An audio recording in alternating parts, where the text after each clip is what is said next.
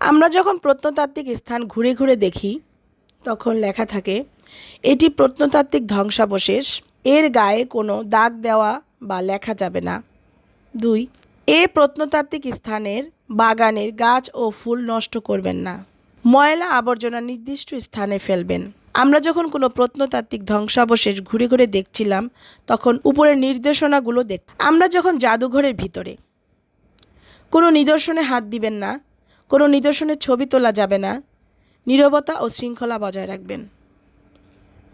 আমরা যখন কোনো জাদুঘরে অভ্যন্তরে ঘুরে ঘুরে দেখছিলাম তখন উপরের নিদর্শনগুলো দেখতে পাই। ঐতিহাসিক স্থান ও নিদর্শন সংস্কৃতির অংশ হিসাবে মানুষের জীবনধারার পরিচয় বহন করে।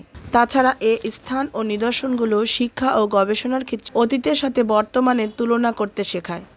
এগুলো নষ্ট হলে আমরা আমাদের ইতিহাস বা ঐতিহ্যকে হারিয়ে ফেলব। তাই আমাদের ঐতিহ্য ও সংস্কৃতির অতীত ইতিহাস প্রজন্ম থেকে প্রজন্মকে জানানোর জন্য ঐতিহাসিক স্থান ও নিদর্শন সংরক্ষণে গুরুত্ব অপরিসীম।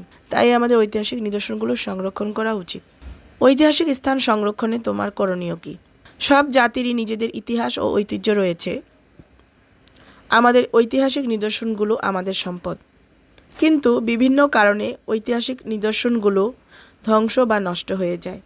ঐতিহাসিক স্থান সংরক্ষণে আমার করণীয় হলো: 1, ঐতিহাসিক প্রত্নতাত্ত্বিক ধ্বংসাবশেষে গায়ে হাত দেব না। 2, প্রত্নতাত্ত্বিক স্থাপনার গায়ে কোনো কিছু লিখব না। 3, ঐতিহাসিক স্থান ধ্বংস করতে দেব না। 4, ঐতিহাসিক স্থান ও প্রাপ্ত পুরাকীর্তি বিষয়ে গবেষণা করতে আগ্রহী হব। 5, ঐতিহাসিক স্থান ও নিদর্শন রক্ষায় সমাজের মানুষকে সচেতন করব।